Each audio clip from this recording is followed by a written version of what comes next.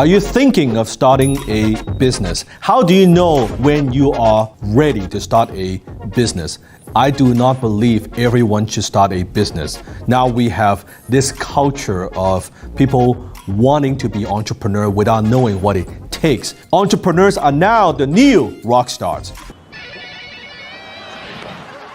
The kids now, before they wanted to be a rock star, now they want to be an entrepreneur because of Instagram, because of social media. They think that it's easy. Anyone could get started. It is simply not the case. I believe these are the top 7 things what not to do when starting a business. Number 1, don't start a business when you are desperate. You see, it's very easy to deceive ourselves and say, we're gonna start this business and we're gonna make a profit in 3 months and 6 months in a year. That's simply not the case. Most businesses don't make money that quickly. Yes, in some cases, you do have certain online businesses that it's easier to turn a profit, but I'm talking about most businesses don't make money in the first year. In fact, they don't make any money in the first few years. Come on, I'm broke, baby.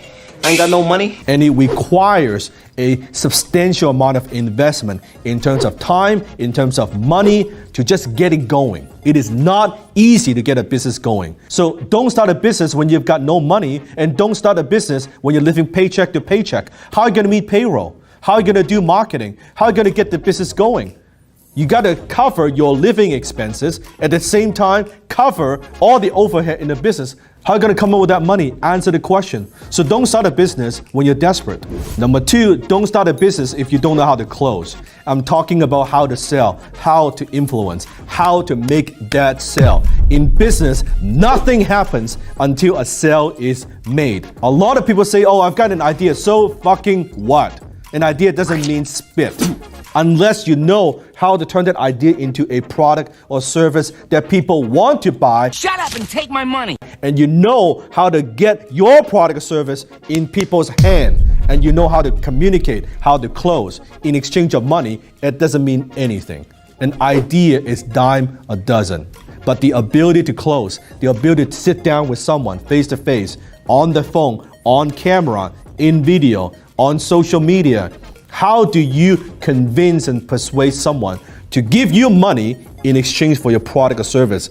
That's the key. If you know nothing about selling, you're not qualified at the moment to start a business. Number 3, don't start a business if you don't understand the industry. I am shocked by how many entrepreneurs, when they have an idea, and I ask them just a few questions. What do you know about the industry? Who is your ideal customers? How are you gonna reach them? What are their frustrations? What are their goals? What qualifies you to be in this space? How much you know them? Do you have any credibility? Do you understand what they're going through on a daily basis? Do you understand their emotional needs? We'll be asking the questions, old man. Blank. They know nothing about the industry. Then I say to them, why are you thinking of getting into this industry?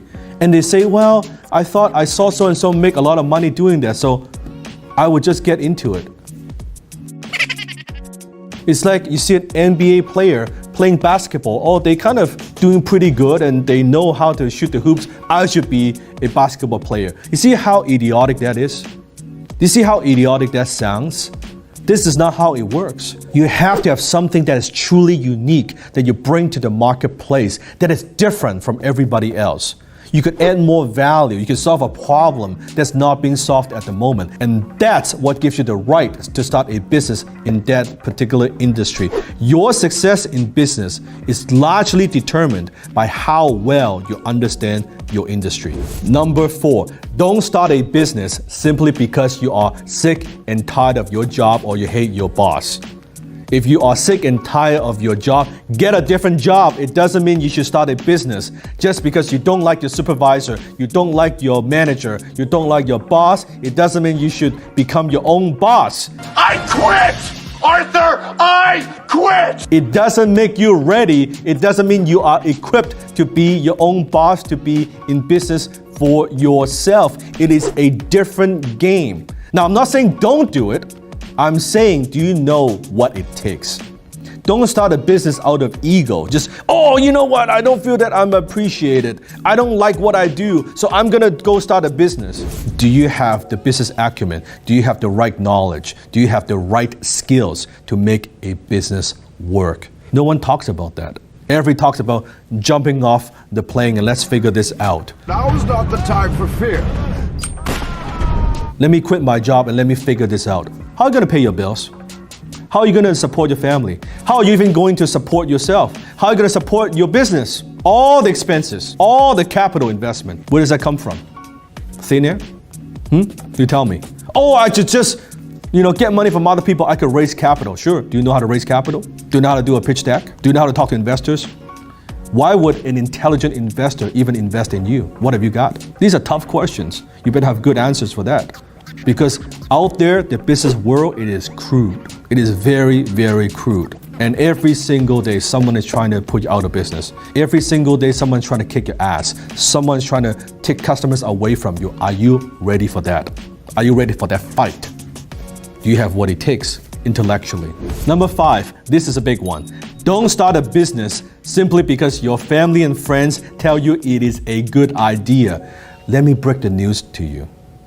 They're lying. They're being polite. Don't lie to me! They say, oh yeah, that's a good idea. I think you'll be very successful. Yeah, I think I would love a product like that. And guess what? When you're seeing your life savings into it, when you finally make that product, you go to your family and friends and say, hey, would you like to buy some? Oh no. What? I thought you told me it's a great idea. I thought you were very supportive. Oh yeah, I was just being polite. You were being polite? What the hell is that? What do you mean you were being polite? Your family and friends, they are not your customers. They're your family and friends. I run shit here. You just live here. What you need is you need to get direct feedback from the marketplace, from strangers, from people who don't know you. People don't even want to support you. Are they willing to vote with their wallets and say, hey, I want to buy your product, I want to buy your service? Not because your family and friends, your mom, your wife, your husband, your cousin, your sister say it's a good idea. We're going to start you off with a $500,000 investment. You want to know if it's a good idea or not? Go to the bank. Try to get a loan. Hear what the bankers say, and they'll tell you if your idea is actually good or not. You want them to be brutal. You want them to be honest. Show them your plan. Show them your idea. See what they say. If they've got any experience at all, they will tell you. Why would they not fund your idea? Why would they not even fund you? Take that feedback, take that constructive criticism, and you go back and you revise your plan. Number 6, this is the biggest mistake that wannabe entrepreneurs make, and that is don't start a business thinking how much money you can make. That's amateur. A wise entrepreneur, an experienced entrepreneur, doesn't think about how much money I could make. No, they think about burn rate.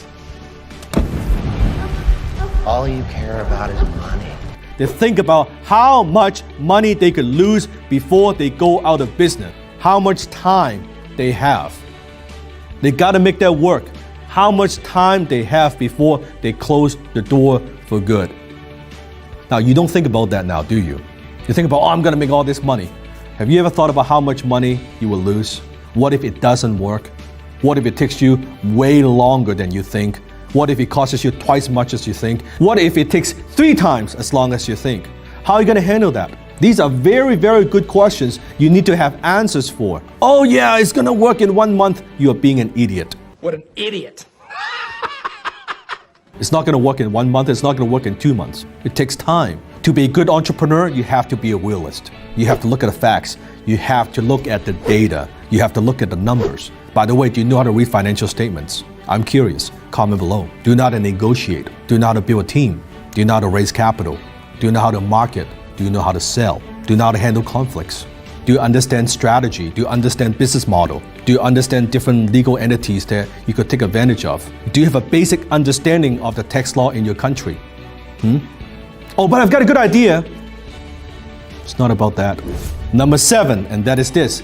Don't start a business unless you are willing to commit 10 to 20 years to the business.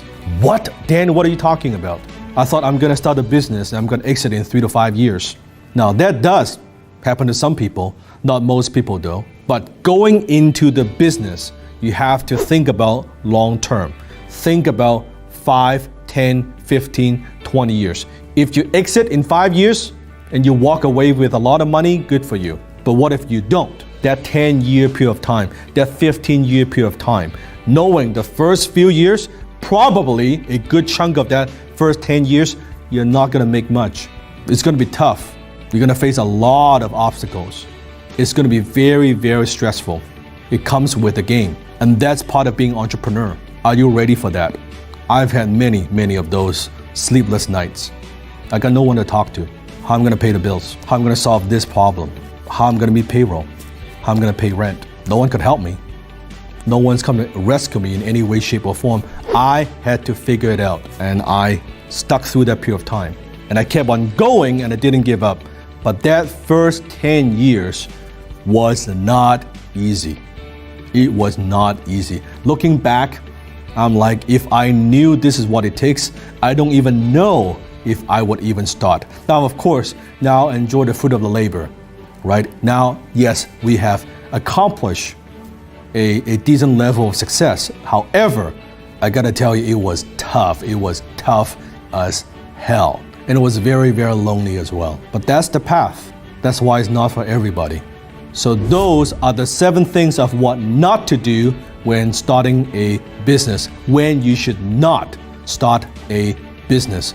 Over the years, I've interviewed hundreds and hundreds of CEOs and founders, even billionaires, distilling their knowledge and their expertise into simple lessons. I've put together a simple guide called How CEOs Build Empires. If you want to get a copy of that for free, click on the link below. Learn from other successful entrepreneurs and CEOs what they have done to build their organizations. Again, this is not for everybody.